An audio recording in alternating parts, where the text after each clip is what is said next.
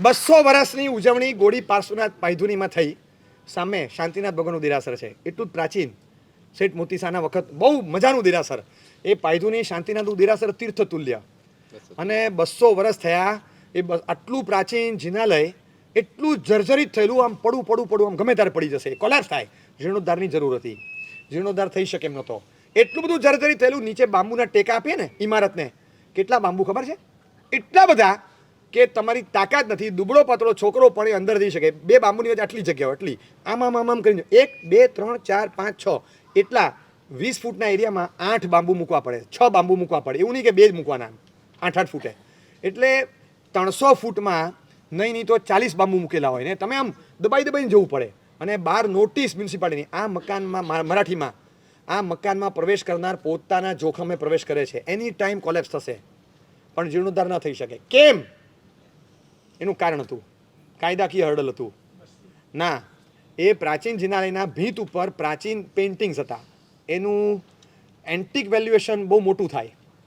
એ heritage item હતી, heritage લિસ્ટમાં ગયેલી. અને હેરિટેજ લિસ્ટમાં આ શાંતિનાથ જિનાલય લખાઈ ગયું, લિસ્ટેડ હતું. Listed element in the heritage list.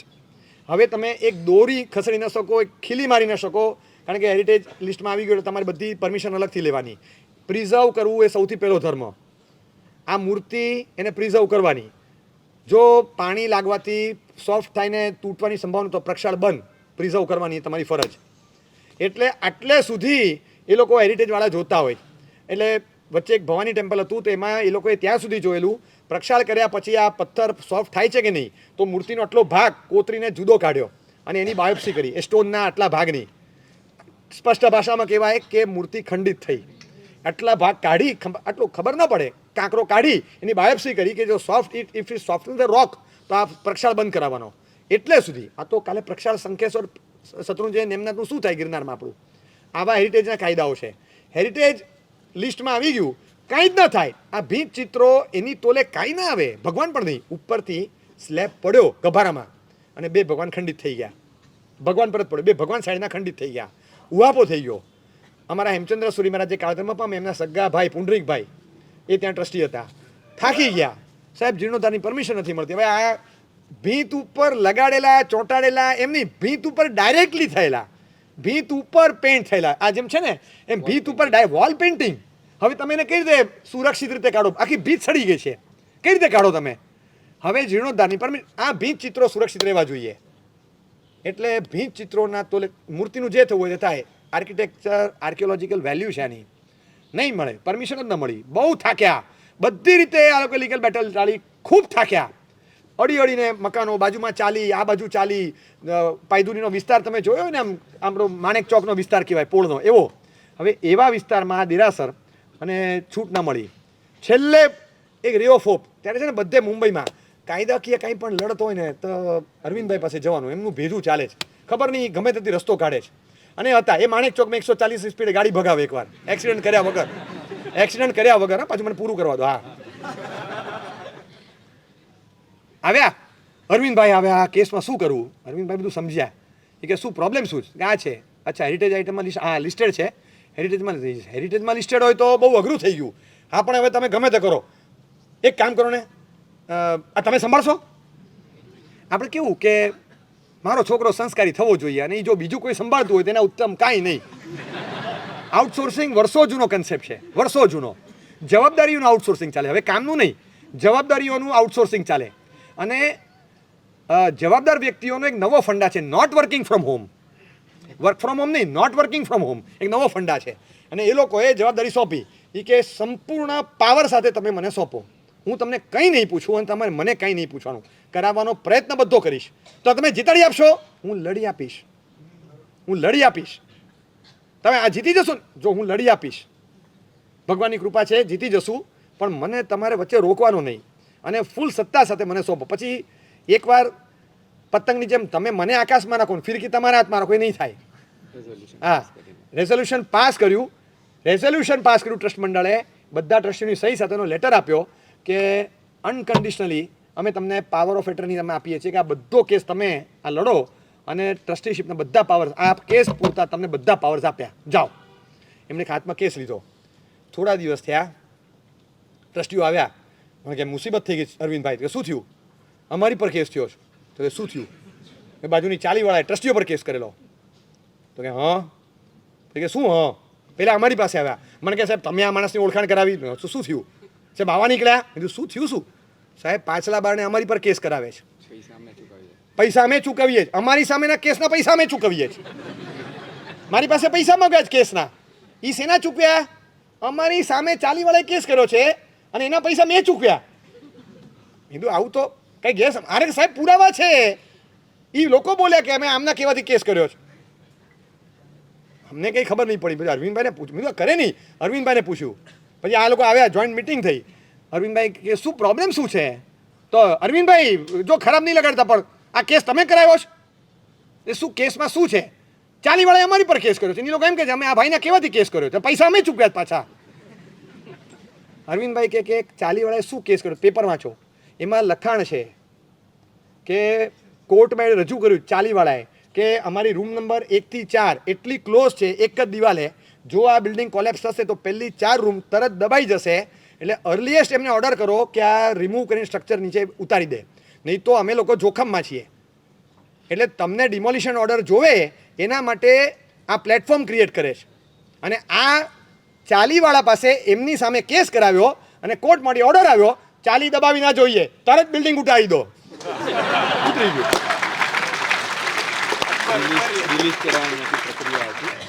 એના માટે પહેલાં હેરિટેજ લિસ્ટમાંથી તમારે ડિલિસ્ટ કરાવવું પડે. ડિમોલિશ તો પછી થાય. એ કામ સોંપવામાં આવેલું ટ્રબલ શૂટર હતા કેતનભાઈ મોદી, આજે આવ્યા નથી, પણ એમને ધીરજ અને ધગસ બેનું કોમ્બિનેશન હતું.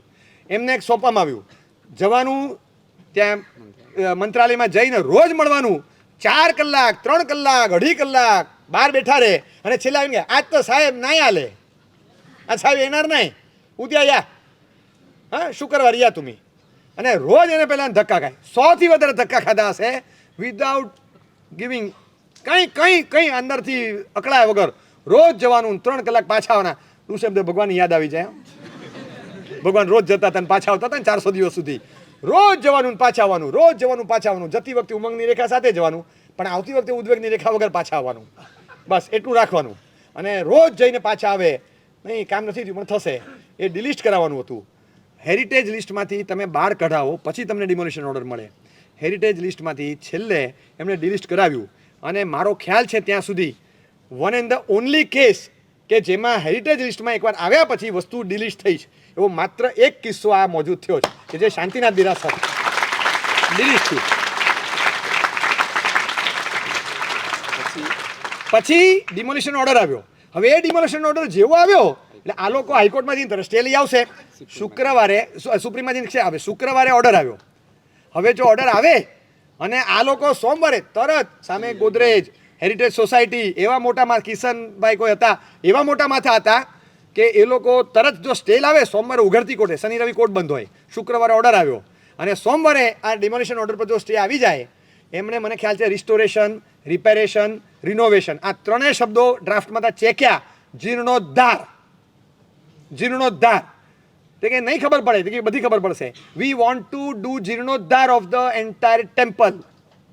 જીર્ણોદ્ધાર મીન્સ એમ કરીને પછી આખો ફકરો લખે પાછા, પણ લખવાનો જીર્ણોદ્ધાર કેમ? તો કે એ ધાર્મિક શબ્દ છે. Under article 26-25 of the constitution we are entitled to practise our religious rights. એટલે નાના પાડી શકે. જીર્ણોદ્ધાર, રિપેરેશન, રિકન્સ્ટ્રક્શન, રિનોવેશન કાંઈ નહીં, જીર્ણોદ્ધાર. અને ઇટ ઇઝ સેડ કે જીર્ણોદ્ધાર ઇટ ગિવ્સ 8 times મોર પુણ્ય દેન બિલ્ડિંગ ન્યૂ ટેમ્પલ્સ. બધું અંદર લખી નાખ્યું.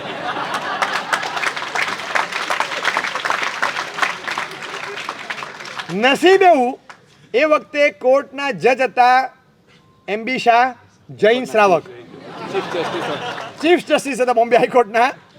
અને એમના ખાસ ગુરુ મહારાજ છે, એમની પાસે સમોસરી પ્રતિક્રમણ કરવા જેવા એક જાણીતા શ્રાવક. અને એમને એક સેન્ટિમેન્ટ હોય, એમણે જોયું કે MB શાહ ઓકે જીર્ણોદ્ધાર શબ્દનો ફકરો લખ્યો, એ વાંચે જીર્ણોદ્ધાર, હા 8 ગણું પુણ્ય છે, તો આમાં પણ સહી કરવા સહી કરનારને પણ 8 ગણું પુણ્ય મળે જ. એક સેન્ટિમેન્ટ છે. અને એમને પણ થયું ઓન મેરિટ્સ પાછું ના કરી રીતે પડાય. અને એ ડિલિસ્ટ થયું. ડિલિસ્ટ થયા પછી પાક્કી ગણતરી, ઓલા લોકોએ પેપર્સ તૈયાર કરવા માંડ્યા, ઉપડી ગયા દિલ્હીને. સોમવારે ઉઘડતી કોર્ટે 10 વાગ્યામાં સ્ટે લઈ આવશે. શુક્રવારે સાંજે છોકરાઓને ભેગા કર્યા. જેની તાકાત હોય અને અનુકૂળતા હોય 2 દિવસથી તાત્કાલિક ધોરણે પાયધુની શાંતિના દેરાસર પહોંચો. તો કે તમે ત્યાં પહોંચો, શું કરવાનું તમને ત્યાં કહેવામાં આવશે, જલ્દી ત્યાં પહોંચો. 2 દિવસ ત્યાં રહેવાનું જ. 100 છોકરાઓ પહોંચી ગયા પાયધુની શાંતિનાથ દેરાસર પહોંચી ગયા બધા છોકરાઓ, અને એમાં 2-3 સિવિલ એન્જિનિયર, એ બધા પહોંચી ગયા. અને પછી એમને સૂચના આપવામાં આવી, હવે we have to start the demolition. હાથમાં હથોડા લઈ અને હેલ્મેટ પહેરવાની, હેલ્મેટ ન હોય તો અંદર આવા ડબલ લેયરના રૂમાલ નાખી, ટોવેલ નાખીને અંદર તપેલી મૂકવાની માથા પર. આમ ધડ અહીંયા મારો ને એટલે ઉપરથી પડે. તમે સમજ્યા? માથામાં વાગે નહીં. સેફટી પર્પઝ માટે બધું રહી, ડિમોલિશન શરૂ કરો. ઓર્ડર છે આપણી ફેવરમાં, એક્ઝિક્યુટ કરો. આપણા હાથમાં સોમવાર સુધીનો ટાઈમ છે. 4-4 ફૂટની જાડી દિવાલ, જૂનું બાંધકામ. તમે જુઓ 100 જણા મંડી પડ્યા, 24 કલાક રાઉન્ડ ધ ક્લોક ડિમોલિશન ચાલુ. એક બાજુ ગાડી આવે, ડેબ્રિસ ઉંચકાય, ત્યાં જાય. રવિવાર, શુક્રવારની રાત, સોમવાર આખી સવાર, બપોર, સાંજ, રાત, ફૂલ નાઇટ. શનિવાર સવાર, બપોર, સાંજ, રાત, આખી ફૂલ નાઇટ. સોમવાર સવારના 9 વાગે ગ્રાઉન્ડ લેવલ 0, એક મોટો પથ્થર વચ્ચે પડેલો હોય, ડેબ્રિસ પણ નહીં. ગ્રાઉન્ડ લેવલ 0 તમે ક્રિકેટ રમી શકો એવું ગ્રાઉન્ડ કરીને મૂકી દીધું. ત્યાં આગળ સ્ટે લેવાનો હતો. આપણા વકીલે રજૂઆત કરી કે સાહેબ, demolition is already done, now the case becomes infructuous. તો તમે ડિમોલિશન કઈ રીતે કર્યું? સાહેબ, on the basis of this order હતો, ઓર્ડરની સામે કોઈ સ્ટે નથી અને ડિમોલિશન એઝ પર ઓર્ડર થયું છે. તો શું થાય હવે? આવું જીગર. હવે એ ડિમોલિશન કરતા બહારનો ભાગ આવ્યો, દેરીનો ભાગ, એકદમ એન્ડ ભાગ. ત્યાં એક મણિભદ્રજી હતા. આજની તારીખમાં ત્યાં આગળ પોણા 4-5 હજાર માણસો આવે છે. બહુ પ્રભાવક છે. દર ગુરુવારે સખત મણિભદ્રજીનો પ્રભાવ છે ત્યાં. અને પોણા 200 વર્ષ પ્રાચીન દેવાદિદેવ જુદું હોય, પણ પ્રાચીન અને દેવ તત્વ હોય ને એને ઉત્થાપન કરતા ભલભલા ગભરાય. પોણા 200 વર્ષ પ્રાચીન. બધાએ કીધું, વિધિકરણ પૂછો, બાપા હું આનું ઉત્થાપન ના કરું કે મારું ઉત્થાપન થઈ જાય. રાત્રે 11:30 ભાઈ તું એક કામ કર, આપતકાલે નાસ્તી મર્યાદા, અત્યારે તું કંઈ ના કરે, મારે બધું જોઈએ, આખું કામ અટકી જાય. એ કે ભાઈ ન થાય, જે ન થતું હોય મને ખબર છે, હું વિધિનો પૂર્ણ આદર કરનારો છું, હું શ્રાવક છું, પણ તને ખબર પડે કે કઈ સિચ્યુએશન જોવાનું કે નહીં જોવાનું. પણ કે હું નહીં કરી શકું. આમાં એવું થયું કે ભરેલી બંદૂક હોય ને તો એક જ જણ ગભરાય, ખાલી બંદૂકમાં 2 જણા ગભરાય. એટલે વસ્તુ કરતાં વહેમની તાકાત વધે. ખાલી બંદૂક હોય ને તો તમને મને 2ને ગભરામણ થાય, ભરેલી હોય તો તમને એકલાને ગભરામણ થાય ને. એટલે ભરેલી બંદૂક કરતાં વધારે તાકાત. હવે આ ભાઈ એવા ગભરાય.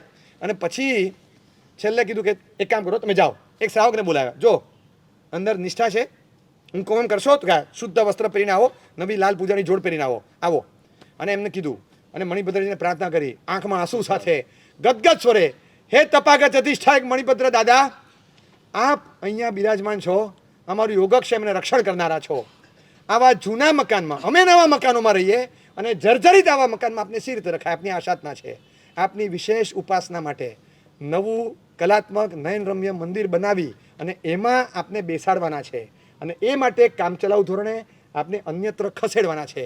અમને સહકાર આપજો અને નૂતન જીર્ણોદ્ધારના કાર્યમાં અમને ખૂબ સહાયક થજો. આમ બોલી અને ઉત્થાપન કરી દીધું અને લઈ ગયા. રાત્રે 11:15 વાગે. એ કે તમે હવારે પૂછવા જજો કે સાહેબ અમે 11:15 કર્યું હતું ત્યારે મુહૂર્ત કેવું હતું? કશું જોતા નહીં અત્યારે, કે તમે પહેલાં પતાવો, કામ આગળ ચાલવું જોઈએ, જીગર જોઈએ, હિંમત. આ છે ને ડિવાઇન ફોર્સિસની સામે પડવા જેવું હતું, પણ એમને અંદરની શ્રદ્ધા કે જ્યારે નિષ્ઠા સાચી છે ત્યારે કોઈ ગલત ફહેમી ન થાય, દેવને પણ ન થાય. એટલે એમને જાણે મનમાં એવું કોન્ફિડન્સ કે આપણે ચિંતા ન કરો, મણિભદ્રજી સાથે ઘર જેવું છે. પછી કોર્ટમાં ગયા, ભીંત ચિત્રો તૂટ્યા, કારણ કે પોસિબલ જ નહોતું. એટલે કન્ટેમ્પ્ટ ઓફ કોર્ટ, કારણ કે અમે આ જીર્ણોદ્ધાર કરતી વખતે ભીંત ચિત્રો કેરફુલી સંભાળીને અખંડ રીતે ઉતારશું, આવું અંડરટેકિંગ લેખિતમાં આપેલું હતું. અને ભીંત ચિત્રો તૂટી ગયા. ઉતાવળે પોસિબલ જ નહોતું, તૂટવાના જ હતા, પણ આપણું અંડરટેકિંગ હતું ને એ બોલે. ઓલા લોકોએ રજૂ કર્યું, સાહેબ this is contempt of court. એટલે આપણે બધી રજૂઆતો કરી, બધા પેપર્સ બતાવ્યા, સાહેબ ફલાણી સંસ્થા છે, જે એજન્સી છે, જે લોકો ભીંત ચિત્રોને આખા ભીંતનો એ ભાગ ઊભો આખો અલગ કાઢી આપે ચિત્ર સાથે અને પાછળની ભીંત તોડી નાખે, એટલે સ્લાઇસ ઊભી ફાડે એમ, એવી રીતે એ કરનારી એક જ એજન્સી છે. આટલા પત્રો સાહેબ જો, આટલા ફ્રિકવન્ટલી અમે પત્રો લખ્યા, કોઈ જવાબ નથી, આવતા નથી, મકાન પડે છે, માણસો દબાય છે, 2 પ્રતિમા ખંડિત થઈ ગયા, કાલે કોઈ માણસ મરે તો સાહેબ. એટલા માટે અમે ના ઇલાજ હતા, અમે બહુ સાચવવાની કોશિશ કરી, પણ અનફોર્ચ્યુનેટ તૂટી ગયું સાહેબ. તો શું કરીએ? છેલ્લે વિધાઉટ એની પેનલ્ટી, વિધાઉટ એની કોન્સિક્વન્સીસ એમને નિર્દોષ છોડી પણ મૂક્યા અને એ શાંતિનાથ જિલ્લાનો જીર્ણોદ્ધાર થઈ ગયો, હેરિટેજ એક્ટમાંથી ડિલીટ થઈ ગયું. આજે આપણું અને આપણા તાબામાં એ શાંતિનાથ જિલ્લાને સંગે મરમર આરસનું નવું ઊભું છે પાયધુરી વિસ્તારમાં.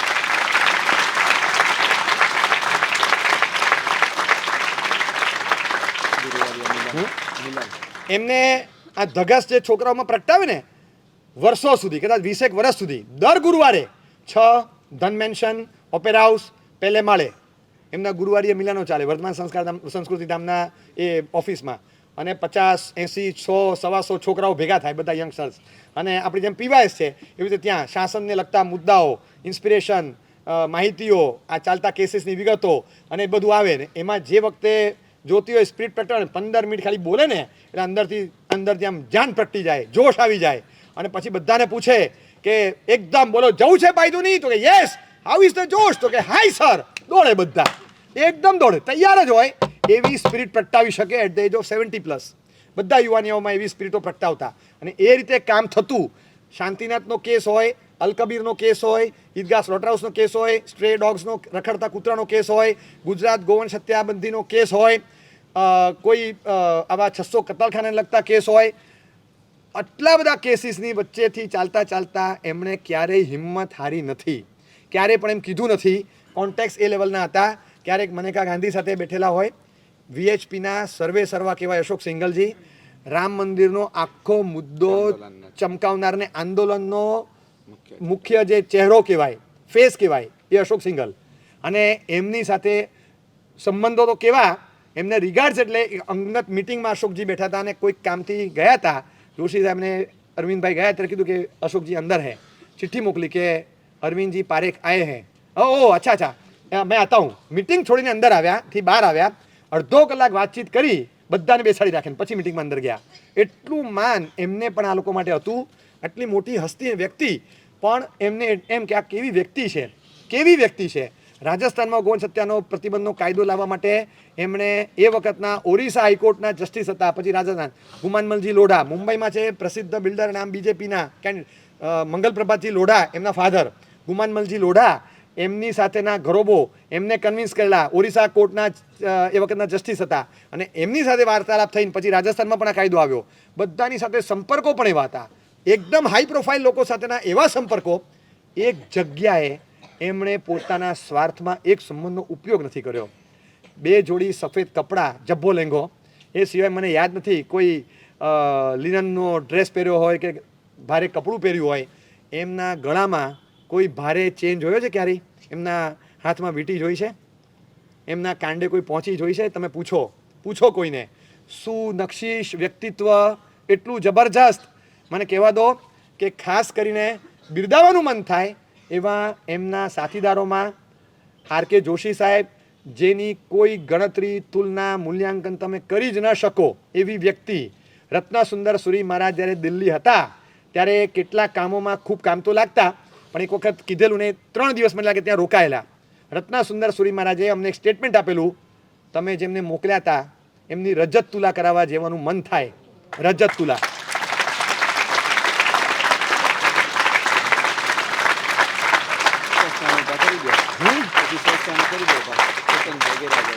રજત તુલા એટલે ત્રાજવું. એમાં એક છેડે એમને બેસાડવાના અને ઇક્વિવેલન્ટ વજનની ચાંદી તમે મૂકો. એમનું જેટલું વજન હોય એટલી જ ચાંદી મૂકો અને બંને સમાન થાય અને રજત તુલા કહેવાય. કે આ માણસને ચાંદીએ તોલવા જેવો છે. તમે કયા માણસને મોકલો? શું બ્રેન છે, એવી તાકાત. અને મને ખરેખર તમને કહું કે કોઈ પણ વ્યક્તિમાં અત્યંત બિનભૌતિકવાદ, નોન મટીરિયલિસ્ટિક વ્યૂ હોય ને તો જ આવી શકે. તમે એમ માનો છો કે જન્મે જૈન કે ગુજરાતી નથી, એમણે શું અંદરથી અધ્યાત્મને શાસનને પચાવ્યું હશે? કોઈ કંપનીમાં ફાઇનાન્સ કન્સલ્ટન્ટ કે લીગલ કન્સલ્ટન્ટ તરીકે જાય ને તો આજથી 20 વર્ષ પહેલાં 6 ગણાની ડિજિટની સેલરી લાવી શકે. એક કેપેસિટીવાળી વ્યક્તિ એક 500 ફૂટની ઓફિસમાં બેસીને લીગલ ફાઇટ્સના ડોક્યુમેન્ટ્સ બનાવે. અરવિંદભાઈના મિત્ર બનીને એ RK જોશી સાહેબ, બીજા એમના કેન્ડિડેટ જે આજે હાજર નથી, કેતનભાઈ મોદી, જે એ વખતના કદાચ નસીબે બેચમાંથી નીકળી ગયા તો UPSCના IPSના IASમાં તો નીકળી ગયા હોત, પણ નસીબે થોડાક રિઝર્વેશનના કારણે એમનો નંબર નહીં લાગ્યો. એ વખતે ફ્રસ્ટ્રેટ થયા, હી ગેવ અપ. એ વખતે એમને કોઈ મળ્યું નહોતું. પછી આ સ્ટ્રીમમાં આવ્યા, પણ એ વખતનું બ્રેન તો હતું જ, કામ તો લાગ્યું. સીએની ડિગ્રી મળે કે ના પડે, એકાઉન્ટિંગ સાયન્સ ક્યાં જતી રહે છે, એ કામે લાગી ગયા. અને પછી બધા જ રિસર્ચ કામ કરવા, એ વખતે કમ્પ્યુટર એક્સેલ કશું નહોતું, સોફ્ટવેર નહોતા. સવારથી સાંજ એ એક રાજુભાઈ હતા, એ બેસે ને સવારથી સાંજ ચોપડાઓ ખોલીને જે રીતે રિસર્ચ કરે.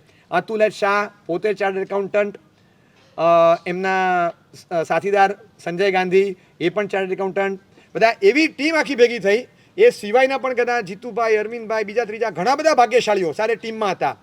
આખો વિનિયોગ પરિવારનો સ્ટાફ જે રિસ્પેક્ટ આપે, જે કામ કરે, કન્સિસ્ટન્ટલી ને કમિટમેન્ટ સાથે જે કામ કરવાનું હોય, પડ્યો બોલ ઝીલે એવો ઓફિસનો સ્ટાફ પણ એવો.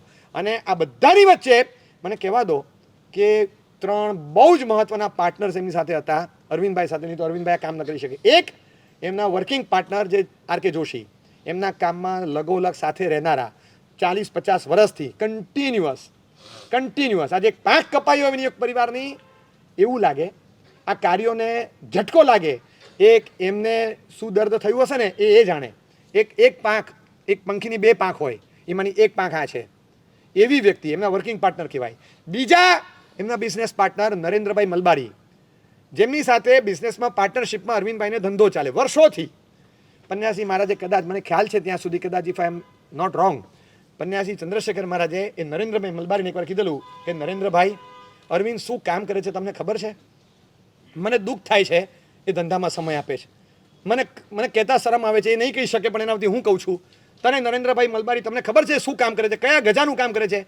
મેં જે રજૂઆત કરી ઇન ટીયર્સ, ચંદ્રશેખરમાં જે રજૂઆત કરી, અને નરેન્દ્રભાઈ મલબારીએ એ વખતે અરવિંદભાઈને કીધું, અરવિંદભાઈ એક કમિટમેન્ટ સાથે કહું છું, લાઈફ ટાઈમ આપણી પાર્ટનરશિપ અખંડ રહેશે, અને તમારે દુકાનમાં 1 કલાક પણ નહીં આવવાનું, તમારી 50%ની ભાગીદારી પણ કન્ડિશને તમારા શાસન સેવામાં હું સહભાગી ન થઉં તો પણ મારી 50%ની ભાગીદારી રાખજો પુણ્યમાં.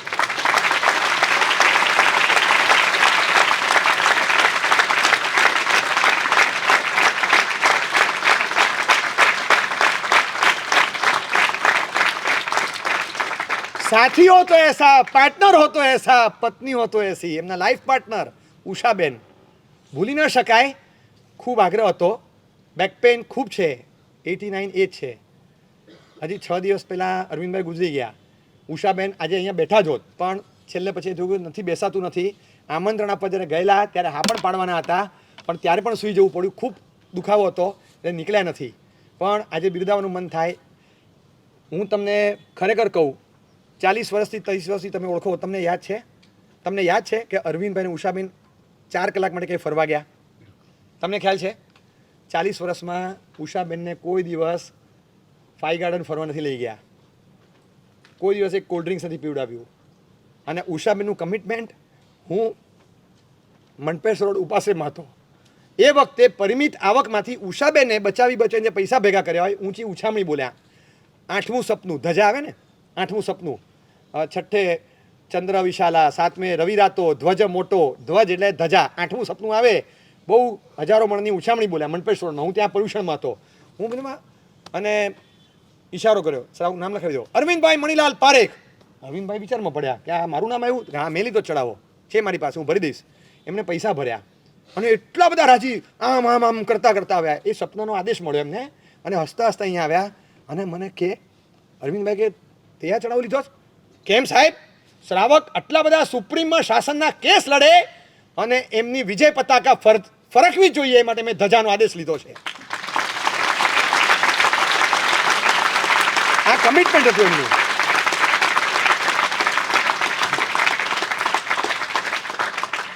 ગાડી છે કે નહીં આ જોઈને છોકરાઓ પસંદ કરતા હો.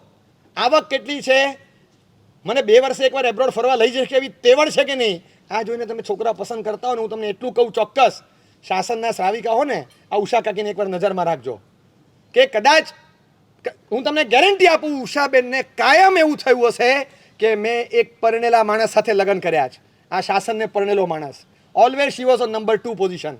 નંબર 1 પર હંમેશા શાસન રહ્યું છે. અને રાત્રે ઉજાગરા કરે, ગમે તે કરે, તમને કહું નોકર પણ ન કરે, માણસ પણ ન કરે, નર્સ પણ ન કરે, જે સર્વિંગ પડ્યો એમનું તબિયતનું ધ્યાન, એમના આરોગ્યનું ધ્યાન, એમને તીખું નહીં ફાવે, એમને આમ થશે, રાતનો ઉજાગરો છે તો એમને સવારે આ રીતે આપો. એ રીતે જે કેર લીધી છે એમણે શબ્દોમાં વર્ણવી ન શકાય. કંઈ ભવના પુણ્ય હોય ત્યારે ઉષાબેન જેવા શ્રાવિકા મળ્યા હોય એ ઉષાબેન હતા. માટે અરવિંદભાઈ મને ખ્યાલ છે એમની ભાવના હતી.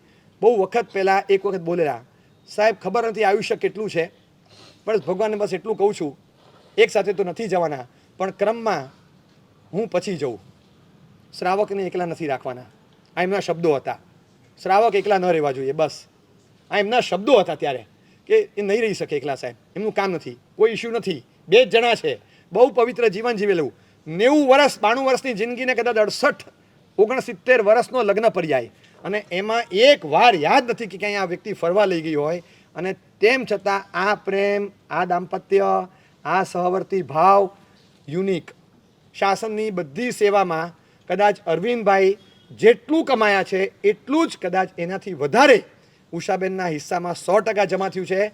શી હેઝ સેક્રિફાઈસ અ લોટ. ત્યારે આ માણસ કામ કરી શક્યો છે. એમના લાઈફ પાર્ટનર એવા, એમના બિઝનેસ પાર્ટનર એવા, એમના વર્કિંગ પાર્ટનર એવા, એમના ટીમમેટ્સ એવા જબરજસ્ત. અને જે સ્પિરિટથી એમણે કામ કર્યું છે, અદ્ભુત કક્ષાનું કામ. હું ચોક્કસ એમ કહું છું, આજે છેલ્લે એમને ઊભા કરીને નવાજવા છે, પણ પહેલાં આજે એમને એટલે બોલાવ્યા છે, જોશી સાહેબ, અતુલભાઈ, બધાને, વિનિયોગ પરિવાર સમસ્તને, આ બધાની સાક્ષીએ અમે કહીએ છીએ ખાસ, ધીસ ઇઝ લાઈક રીઇગ્નાઇટિંગ, રિજુવેનેટ કરીએ છીએ આપણે વિનિયોગને. વિનિયોગ બંધ નથી થતું, વિનિયોગને નવી પાંખ આવે છે. મારે જોઈએ કે આપણે બદલાયેલા સંયોગોમાં કંઈક નવું કરીએ. વ્યક્તિ ગઈ, વ્યક્તિ જાય છે, વિચાર ગેરહાજર ક્યારેય નથી થતો. એક સપનું હતું અને આપણે સાથે એમ વિચારેલા પદાર્થો છે કે એ દિવસ આવી શકે છે કે મીટ એક્સપોર્ટ પોલિસી પર બેન મૂકી શકાય, બધું થઈ શકે છે. એક નક્કર કામ લઈને આપણે ધારદાર લડત ફરી હાથમાં લઈએ. 90 વર્ષ ને 92 વર્ષના ભલે નથી, પણ કલેક્ટિવલી આપણે ઊભું કરી શકીએ છીએ. જ્યારે એક સાથે એમની ઉંમર બીજા ત્રીજા એજડ થાય, થોડા થાકે, કોકની બાયપાસ આવે, કોકને સ્ટેન્ડ મુકાવે, એ ગુજરી જાય, એક સાથે જ્યારે આવું થાય ને ત્યારે તમને એમ લાગે હવે ઇન્ડિયાનું શું થશે. તેંડુલકર, લક્ષ્મણ, દ્રવિડ, સહેવાગ, ઝહીર ખાન બધા ગયા એક સાથે 2 વર્ષમાં. શું થયું બોલો? કંઈ થયું? કશું થયું? કોહલી, યુવરાજ બધા આવી ગયા, બધા એમની સાથે, બધા જ. હું તો તમે નામ આપું, વિતરાગ સેવા કેન્દ્ર, વર્ધમાન સંસ્કાર ધામ, વર્ધમાન સંસ્કૃતિ ધામ, વર્ધમાન પરિવાર, અખિલ ભારતીય કૃષિ ગૌ સેવા સંઘ, એટલી બધી સંસ્થાઓ બધા સાથે સંકળાયેલા. ક્યાંય પણ આવા કાર્યો ચાલતા હોય તો સંકલનમાં કામ થતું હોય. આખા એપિસોડ અલગ અલગ છે. એટલા મોટા પાયે આ કામો ચાલતા રહે અને ચોક્કસ આ કામને વેગ મળવો જોઈએ. 1 મિનિટ મારે ખાલી જોવું છે, લોયર, પ્રેક્ટિસિંગ એડવોકેટ કે પરસ્યુઇંગ LLB, અહીંયા જેટલા હોય સ્વસ્થાને, ભાઈઓમાં બહેનોમાં ઊભા થશો જરા, સ્વસ્થાને ઊભા થાવ ને. પરસ્યુઇંગ લો હોય, લોયર હોય, એડવોકેટ્સ હોય, પ્રેક્ટિસ કરતા હો,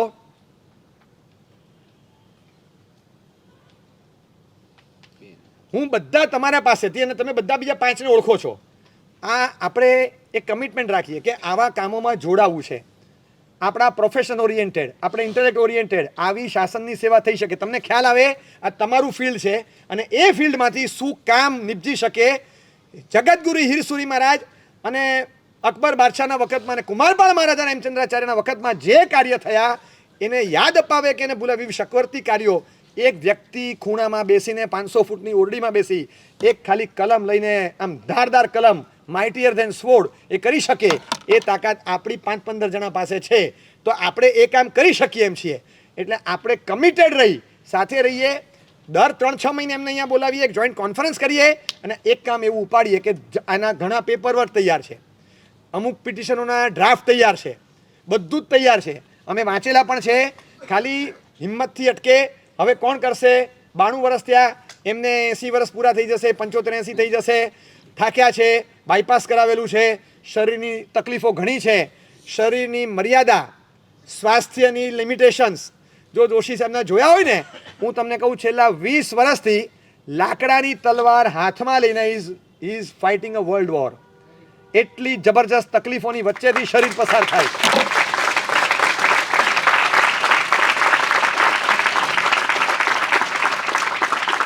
શરીરમાં જે તાકાત જોઈએ, ખોરાક ઓછો, અંદરના અમુક રસ જરે નહીં, અમુક તકલીફો શરીરની, અમુક વીકનેસ છે તો છે. આમ તમે કિક મારો ને સ્કૂટર ચાલુ થાય એમનાથી નથી થતું. એ તાકાત જોઈએ છે. એટલી પણ તાકાત ખૂટે ક્યાંક, પણ એમની બધી તાકાત આમાં છે. એ લખે ત્યારે કિક મારે ત્યારે સ્કૂટર ચાલુ થાય કે ના થાય, પણ કલમ ચલાવે ત્યારે સરકાર દોડવા માંડે. એટલી તાકાત છે, એટલી પ્રચંડ તાકાત છે. તો આપણે એવું ઈચ્છીએ છીએ કે આ કામ ચાલુ રહે અને કમિટમેન્ટ મુંબઈ અમદાવાદના બધા આવા થિંક ટેન્ક્સ ભેગા થઈને સાથે બધા રહેશે, પણ આ કામ ચાલવું જોઈએ. આ કામ ચાલુ રાખવું. વ્યક્તિ જાય વિચાર નથી જતો. એ ઇતિહાસ સર્જવાનો બાકી હશે તો હવે સર્જાશે, અને કદાચ તાકાત ઓછી પડતી હશે તો હવે તો દૈવી તાકાત ભળશે. અરવિંદભાઈનો આત્મા ઉપર ગયો છે, એ ઉપરથી વધારે ધારદાર મદદ કરશે. હવે એમને એ પણ ખબર પડી ગઈ કે આગળ શું હર્ડલ્સ આવશે, દૂર કરશે. આપણી પાસે, એમની પાસે અનંતા તીર્થંકરોનું બળ હતું, આપણી પાસે અનંતા તીર્થંકરોનું અને અરવિંદભાઈનું દૈવી બળ છે. એટલે એડિશનલ છે આપણી પાસે. આપણે 100% આગળ કરશું.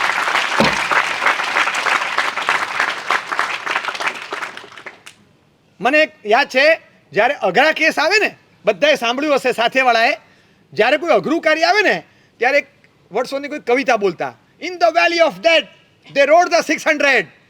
એ જે કવિતા હતી, આખી કવિતા બોલે, આખી ઇંગ્લિશ પોએમ બોલી જાય. ઇંગ્લિશ પોએમ એક કથા છે, 600 જણા ઘોડા પર ચાલી રહ્યા છે અને લડવા જઈ રહ્યા છે. આગળ આખી વેલી આવી, ખીણ આવી, અટકી ગયા. March ahead. એવું કીધું, sir not possible. March ahead. સાહેબ નોટ પોસિબલ, આગળ ખીણ છે. I said march ahead. That is not the question of how and why, the spirit has to be do or die. March ahead. અને આગળ ધસી ગયા. 400-500 જણા અંદર પડી ગયા.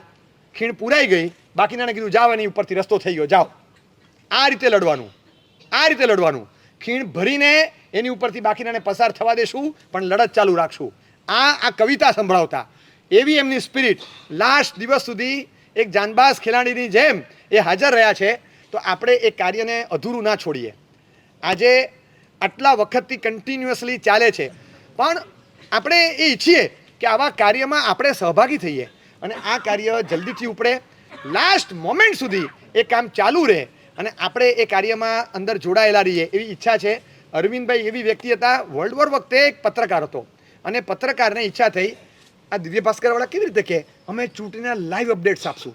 અમારા 20 જણા બિહારમાં છે, 25 જણા અયોધ્યામાં છે, 10 જણા અહીંયા છે, 20 જણા બંગાળમાં છે, અને લાઈવ અપડેટ્સ અમે ગ્રાઉન્ડ રિયાલિટી આપશું. એમ હોય ને, એમ એ પત્રકારને લાઈવ રિપોર્ટિંગમાં UNIPTI ન્યૂઝ સર્વિસ આપી દે, એમ નહીં, લાઈવ રિપોર્ટિંગ. એ બેટલફિલ્ડ પર ગયા. ના પાડી કે ગાંડો થયો છે, ક્રોસ ફાયર ચાલતું ત્યાં બેટલફિલ્ડ પર જવાય, હું ત્યાંથી તમને લાઈવ રિપોર્ટ આપીશ. એ ત્યાં પહોંચી ગયો. ક્યાંક ઝાડની પાછળ સંતાયેલો, ક્રોસ ફાયર ચાલતું હોય, ધામ ધામ ધામ ગોળાબારી ચાલતી હોય, અને ત્યાંથી આમ થયું અને આટલા સૈનિકો તૈયાર થયા અને તોપગોળો ફોડ્યો, સામેની છાવણી ઉડી ગઈ અને 2 ટેન્ક રફુ ચક્કર થઈ ગઈ અને આટલા સૈનિકો મરી ગયા. બધા રિપોર્ટિંગ ત્યાંથી આપ્યા કરે. અને એમાં સહિત આમ જોવા ગયા, ફડાક કરતી કપાળની વચ્ચો વચ્ચ આમ ચાંદલો થાય ને એવી રીતે એક બુલેટ અહીંયા વાગી. હજુ તો વિચાર બીજી વાગી અને પડી ગયો. બાજુવાળો બોલ્યો, લે કહેતો તો તને. હા ડાયો થાય. લાઈવ રિપોર્ટિંગ, આ જો લાઈવ રિપોર્ટિંગ આપ, લખ લાઈવ અપડેટ્સ. યુદ્ધના મેદાન પર ફ્રાન્સનો એક પત્રકાર ઘાયલ થઈ અને મરવાની અણી પર છે. હું મરી જાઉં પછી લખી દેજે મરી ગયો. અને આ મરી ગયો. એણે લાઈવ રિપોર્ટિંગ કર્યું અન્ટિલ ધ લાસ્ટ બ્રેથ. આ પત્રકારની સ્પિરિટ કહેવાય કે છેલ્લે ગોળી વાગી પોતાને અને ઘાયલ થઈને મર્યો એનું લાઈવ રિપોર્ટિંગ પોતે કર્યું છે. આ પત્રકારનો આત્મા અમે અરવિંદભાઈમાં જોયો છે. આ આત્મા જોયો તમે, એ છેલ્લી ઘડી સુધી લડ્યા છે. એવી રીતે અમારી પાસે જે પણ આજે આવ્યું ને, અમુક સંસ્કાર, સંસ્કૃતિનો પ્રેમ, શાસનની લાગણી, અંદરની ધગશ, લીગલ બેકગ્રાઉન્ડ થોડું, આ બધું જે અમારી પાસે આવ્યું એ અરવિંદભાઈ પારેખના કારણે આવ્યું. એમની સાથેના 3 વર્ષની બેઠકોનો દોર ચાલ્યો. ઘણા બધા કલાકો જોશી સર સાથે પણ, જોશી સાહેબ સાથે અમે બેઠેલા અને એમણે પણ બધી ઘણી વસ્તુઓ મૂકી. એટલી બધી બુક્સ. લાઇબ્રેરીમાં તમે જાઓ, તમને લાઇબ્રેરી લાગે કે આ કઈ લાઇબ્રેરી છે કે આ શું છે. તમને એમ લાગે the American holocaust, enough is enough, how the other half dies, harvesting of ડિવાસ્ટેશન.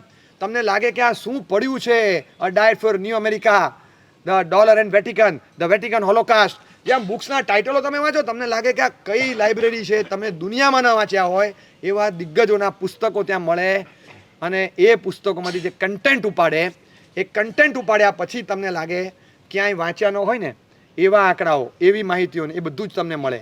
અને એ બધું ત્યાંથી મળ્યા પછી એવા જ ગુજરાતીની ફાઇલોની શ્રેણીઓ હોય, અપ ટુ ડેટ મેનેજ થયેલું હોય અને ત્યાં બેઠા લડત ચલાવવાની એવી ઓફિસ મેનેજમેન્ટની ટીમ સાથે હોય. આ બધું કાર્ય કરી શક્યા છે. છેલ્લે સુધી કરતા રહ્યા છે. એટલે વિનિયોગ બનતો નથી થતું, પણ વિનિયોગના 2 દરવાજા વધારે ખુલે છે. હવે એક દરવાજો મુંબઈમાં ખુલે છે, એક દરવાજો અમદાવાદમાં પણ ખુલે છે. એટલે 2 વિન્ડો છે આપણી પાસે. ગમે ત્યારે એની ટાઈમ એક્સેસ આપણી પાસે ગમે તે હોય, તન મન ધન જન જીવન બધું જ છે. એટલે આપણે આટલું જ કરવું છે કે આપણી પાસે હેન્ડ્સ ઓછા હોય, આપણી પાસે બધું જ હોય, પણ માણસો ઓછા પડતા હોય તો ઘણા છે. આપણે કામ કરતા રહેવું છે, આપણે ધગસથી હારવું નથી. અને એ અરવિંદભાઈ મણીલાલ પારેખ જો ન હોત તો આજે એ અલકબીર હોય, એ બકરીદના કેસ હોય, ઈદગાહના કેસ હોય, એ સ્ટ્રે ડોગ્સના કેસ હોય, એ શાંતિનાથનો કેસ હોય, એ ગુજરાત ગૌવંશ હત્યા પ્રતિબંધનો કેસ હોય, એ 600 કતલખાનાનો કેસ હોય, સુપ્રીમના દરવાજા ખખડાવી તમે પૂછો જોશી સરને, મિનિમમ 100 ટાઈમ્સ પાલિતાણા ગયા છો, એમને સુપ્રીમ કોર્ટની 99 કરી છે. સુપ્રીમ કોર્ટની દિલ્હી 100 ટાઈમ્સથી વધારે ગયા છે. અને સુપ્રીમ કોર્ટમાં જવાનું, નાની દાદાવાડીમાં દર વખતે દિલ્હીમાં ઉતરવાનું, ખાવા પીવાના ઠેકાણા ન હોય, બેગ મોટી બેગ, આટલી મોટી બેગ ભરીને ડોક્યુમેન્ટ્સને જાડા ચોપડા લઈને જવાના વજનદાર, અને ત્યાં બ્રીફ આપવાની સિનિયર કાઉન્સિલને બધું માર્કિંગ કરીને સમજાવવાનું. એમનો ટાઈમ બગાડાય નહીં, પાછું એમને અહેસાસ ન થવા દેવાય કે અમે તમને બ્રીફ આપીએ છીએ, એવો અહેસાસ પણ ન થવા દેવાય, કારણ કે સિનિયર કાઉન્સિલ છે. અને નાના હોય જે એડવોકેટનો રેકોર્ડ હોય એ બધા પાછા રોકવાના. પેલો જઈને તરત ટાઈમ લઈ લે કે સાહેબ કોર્ટ નંબર 3માં આર્ગ્યુમેન્ટ ચાલુ છે, સાહેબ આવી રહ્યા છે, મને 1.5 વાગ્યાનો ટાઈમ આપો. એટલે 1 મેટર ચલાવી લો, 1.5 વાગે સાહેબ આવે છે, તે આખી 1 મેટર ચલાવીને પછી એમને બોલાવે. આટલું બધું કામ મેનેજ કરવાનું, બધા ધક્કા ખાવાના. હજી પાછા આવે ને 3 દિવસ પછી તારીખ પડે તો પાછા જવાનું. મને યાદ છે પર્યુષણના 3 દિવસ એ લોકો ત્યાં રહ્યા છે, કારણ કે કોર્ટની તારીખો એ વખતે આવી હતી. બધી આરાધના, બારસા સૂત્ર, કલ્પસૂત્ર બધું છોડીને ત્યાં ગયા હતા કે આપણે ત્યાં જવાનું ને આપણે ત્યાં કરવાનું. અને મેં એકવાર પૂછ્યું હતું, બચાવ માટે નહીં પણ શાસ્ત્રના ઇદમ પર્યાસને સમજાવે ને એવું લાગે, તમારી બધી આરાધનાઓ રહી ના ગઈ? મને કે સાહેબ એક કામ કહું સાહેબ, બચાવ નથી કરતો, તપ દાન ધર્મ બધું જ યથાશક્તિ કરવાનું. તો કે હા, સામાયિક યથાશક્તિ નથી કરવાનું, યથા સમય કરવાનું છે. છતી શક્તિએ દાન ન દીધું અને છતી વેળાએ સામાયિક ન કીધું. આ છતી વેળા લખ્યું છે. આ બધા કામમાંથી સમય ન મળે અને સામાયિક ન કરું ને સાહેબ, મને કઈ રીતે પાપ લાગે સાહેબ? હું શેમાં નાખું સમય? આ સામાયિકથી ઓછું છે સાહેબ? મને નથી લાગતું કે હું ધર્મ ચૂકી રહ્યો છું, હું ધર્મ કરી રહ્યો છું. કમિટમેન્ટ હતું એમનું, બચાવ નહોતા કરતા. છેલ્લા કેટલા વર્ષોમાં અન્ય યોગ વ્યવચ્છેદ દ્વાત્રિંશિકા 32 છે હેમચંદ્રાજીની, આખી ગોખી હમણાં, આખી ગોખી. અને મને કે વાહ રે વાહ, શું શ્લોકો મૂક્યા છે. એક જગતસ્ય કશ્ચિત જગત કર્તાસ્તિ કશ્ચિત જગત સચ એક સચ સર્વગ સ્વવશ સ નિત્ય, આખો શ્લોક બોલે, પછીનો અર્થ કરે. અને એમના મોઢે વારંવાર સાંભળ્યું, વારંવાર. તમે આટલી બધી મહેનત કરો, આટલા બધા વિચારો વહેતા મૂકો, તમને લાગે છે ફળ મળશે? જાગર તું કોપી સુધા વલય ન સૂય અનસૂય. કોઈ ઈર્ષ્યા વગરનો, સ્વાર્થ વગરનો કોઈક માણસ આ પૃથ્વી તલ પર જાગશે. જાગર તું કોપી વસુધા વલય અનસૂય. આ શ્લોક બોલતા, પ્રાય લોકપ્રકાશનો શ્લોક છે, વારંવાર બોલતા. કવિતાની પંક્તિ યાદ આવે, વેર્યા મેં બીજ છૂટે હાથે, હવે વાદળ જાણે ને વસુંધરા. બસ ઉગવું હોય તો ઉગે, મેં તો બીજ નાખી દીધા. આ રીતે બોલતા. આ જગશ હતી, બહુ જ દિલથી ને ભાવથી. એ અરવિંદભાઈ મણીલાલ પારેખ, એમના સાથી આખી ટીમ, એમના ગ્રહસ્થપણાના પત્ની અને સર્વસ્વ ગણો, એમના બેકબોન ગણો, એ ઉષાબેન, અરવિંદ કાકા તરીકે પ્રસિદ્ધ, ઉષા કાકી તરીકે પ્રસિદ્ધ, એમની આખી ટીમ, એમના સહવર્તીઓ બધા, આ બધા જે હોય, અને એમના ઓફિસના જેટલા સ્ટાફના મેમ્બર્સ બધાને બિરદાવીએ છીએ. બધાને ખૂબ આપણે અનુમોદન કરીએ છીએ. 1 મિનિટ માટે ખાલી છે ને જોશી સર, અતુલભાઈ ઊભા થતો ને 1 મિનિટ ખાલી ઊભા તો થાવ. આપણે આમે નથી થતા કોઈ દિવસ. 1 મિનિટ ઊભા થઈને તમે 20 સેકન્ડમાં 3 નૌકા કરીને બેસી જાઓ તરત. હા, આપણે ખાલી છે ને એ વારંવાર જે એક પ્રાર્થના બોલાવતા, એક પ્રાર્થના એ દર વખતે બોલાવતા હતા. એ પ્રાર્થના એવી જાનદાર હતી. એ પછી એમનું ગુરુવારનું સેશન શરૂ થાય. હું નરેન્દ્ર દામોદરદાસ મોદી ઈશ્વરની સાક્ષીએ શપથ લઉં છું કે વિધિએ તૈયાર કરેલા અને ભારતના સંવિધાનને હું સંપૂર્ણ વફાદાર રહીશ. આજે સોગંદવિધિ થશે ને સાંજે સભા સાથે, આવી એક સોગંદ દર વખતે આમ સંકલ્પ મુદ્રામાં આજે છે ને હું બોલાવું છું. બધા બોલો. અરવિંદ કાકા દર વખતે બોલાવતા હતા. દર ગુરુવારીય મિલનમાં એ જે શબ્દો, એ શબ્દો અમારા સંકીર્ત મંડળની સભા થાય, બધા યુવાનો બોલીને પછી શરૂ કરે. આજે હાથ આમ રાખો, એક સંકલ્પ બધા આપણે બોલીએ, અને બધા હું બોલાવું ને આંખ બંધ કરીને બધા બોલજો. હે વિશ્વ સમ્રાટ તીર્થંકર પરમાત્મા, આપને અને આપના શાસનને નમસ્કાર કરીને યાચના કરીએ છીએ કે આત્મકલ્યાણ અને વિશ્વ કલ્યાણના એકાંતિક અને આત્યંતિક ઉપાયભૂત આપના શાસનના સુચારુ સંચાલનની જે જોખમદારી અને જવાબદારી આપે અમારા વૃષભ સ્કંધો પર મૂકી છે, તે જોખમદારી અને જવાબદારીને અમે શૌર્યપૂર્વક અદા કરી શકીએ એવું અમને સામર્થ્ય બક્ષો, અમને સામર્થ્ય બક્ષો, અમને સામર્થ્ય બક્ષો.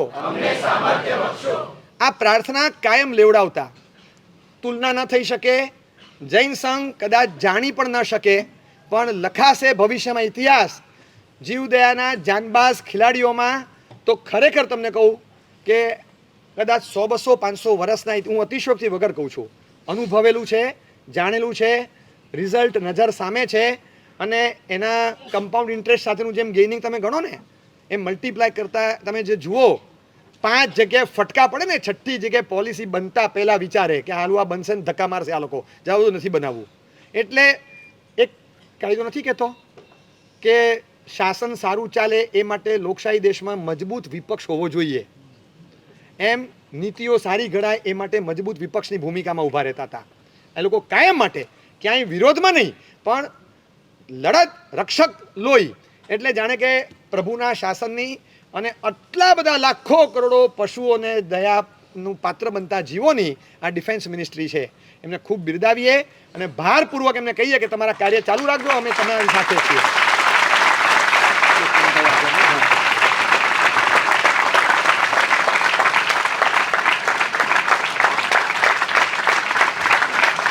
શક્ય હોય કે બંને હાથ ઉપર કરી અને તાળીઓથી એમની અત્યાર સુધીની દરેક સેવાને બિરદાવવા સાથે આપણે શુભેચ્છા આપી છે કે આ કાર્યકાળ ખૂબ સરસ. તમારે ચાલુ રાખવાનું છે, ચાલુ રાખી આપણે એમના કાર્યો ચાલુ રાખવા છે, એમને બળ મળે. લઈ જાઓ, લઈ જાઓ.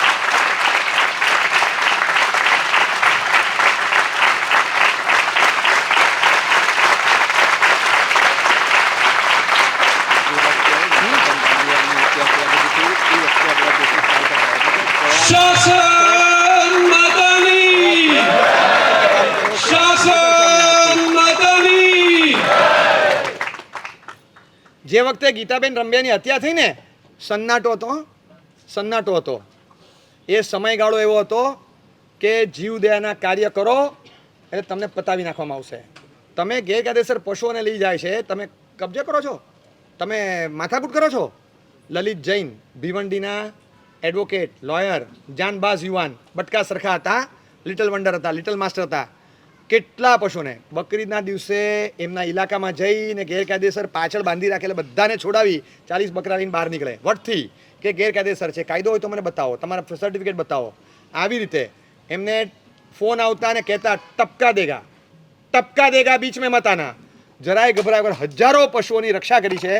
અને ચૈત્ર સુદ 13ના દિવસે પોઈન્ટ બ્લેન્ક રેન્જથી એમની ગાડીમાંથી નીચે ઉતરે ને 2 ફટફટી બાજુમાંથી આવીને અહીંયાથી બહાર નીકળી સીટમાં થઈ, પાછળની સીટમાં થઈને ગાડીની બહાર જાય એવી ફાયર મારી અને ત્યાં આગળ માત્ર 30 વર્ષની ઉંમરે એ લલિત જૈન નામના ઉગતા સિતારા આપણે ગુમાવેલા. એ પછી ગીતાબેન રાંભિયા ગયા. ડીસાવાળા ભરતભાઈ પર જીવલેણ હુમલો થયેલો, હિચકારો. અને એ સમયમાં બિલકુલ હિંમત હાર્યા વગર આ બધા આસુરી તત્વો સામે આવી વાત ભીડવી આ સમયમાંથી જ પસાર થતા. એક્ઝેક્ટ એ વખતે આવા જોખમી કેસો ચાલતા અને એ વખતે થતું હતું. એ વખતે આપણે તો જોયા ન હોય. તમે જોયા છે કોઈ લલિત જૈનને? ઘરમાં એક જણનું આવું મૃત્યુ થયું હોય ને, ઘરમાં નક્કી થાય આપણે હવે કોઈએ વકીલાત કરવી નથી, કોઈએ જીવદયાના કાર્યોમાં જવું નથી, આપણી જીવદયા ગેસ પૂંજી લેવાની ને બધું કરવાનું, આપણે બીજું કંઈ કરવું નથી, બસ આટલું જ તમને થાય ને, બરાબર છે? આપણને થાય કે એ વખતે પુણ્યાબેન આ લલિતભાઈના 29 વર્ષની ઉંમરે જેમણે પતિને ગુમાવ્યા અને 4 અને 2 વર્ષના 2 બાળક હતા, શ્રીપાલ અને આદિશ, અને એમને દીકરાઓને કીધું, બેટા પપ્પા ગયા છે, કામ અધૂરા છે, ઈચ્છા રાખું છું કે તમે બંને એડવોકેટ થઈને આ કામને આગળ વધારજો. અને આજે બંને દીકરાઓ લોયર થયા છે. આજે બંને દીકરાઓ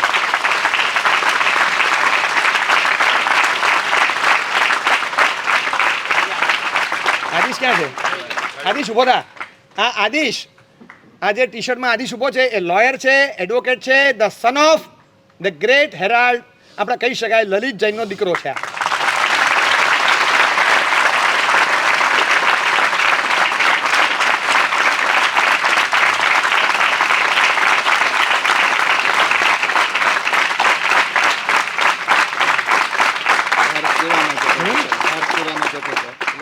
એક આપણા પીવાયસમાં રેગ્યુલર એક પણ પીવાયસ લગભગ નહીં ચૂકવાની, મુંબઈની લગભગ બધી, અહીંયા 105 થઈ, 105માંથી કદાચ 95+ એટેન્ડ કરી હશે હર્ષ. આ રેગ્યુલર તમે બધાએ જોયો પણ હશે, મુંબઈના આવનારા રેગ્યુલર્સમાં બધાને ખબર છે મોસ્ટ રેગ્યુલર. ગયા પીવાયસમાં નહોતો, રાત્રે મેસેજ આવ્યો કે સાહેબ ટિકિટ છે, વંદે ભારતમાં પાછું આવવાનું છે, કાકાની તબિયત બરાબર નથી. એને જવાબદારી સોંપેલી. છેલ્લા કેટલાય વખતથી કાકા 92 થાકે 8 દિવસ સંવત્સરનું પ્રતિક્રમણ એને ક્યારેય સંગમાં નથી કર્યું. છેલ્લા 3 વર્ષથી 16 પ્રતિક્રમણ કરાવવા અરવિંદભાઈને જાય, અરવિંદભાઈને કાકીને બધા પ્રતિક્રમણ કરાવવાના ઘરે જઈને, કે એમને શ્રમ પડે છે. બધું ચોમાસી ચૌદસ આવે, જ્ઞાનપંચમી આવે, અમસ્તું પણ અઠવાડિયું જાય, બેસી આવે, કેમ છો કાકા બોલો. હર્ષ આવે એટલે એમને લાગે મારો દીકરો આવી ગયો. અને છેલ્લી આખી રાત, છેલ્લા 15 કલાક એમના આયુષ્યના હતા, ત્યારે હર્ષ એક પડછાયો બનીને કન્ટિન્યુઅસ સાથે રહેલો. 1 મિનિટ ઉભો થા હર્ષ, 1 મિનિટ.